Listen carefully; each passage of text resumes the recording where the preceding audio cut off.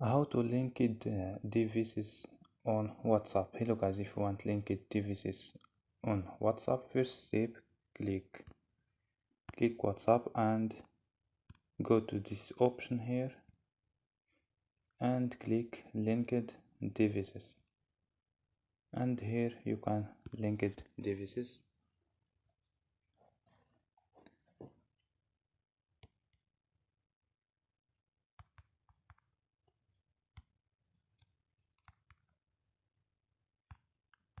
And open web WhatsApp and desktop app and screen QR code in your PC. So don't forget like and subscribe. Bye.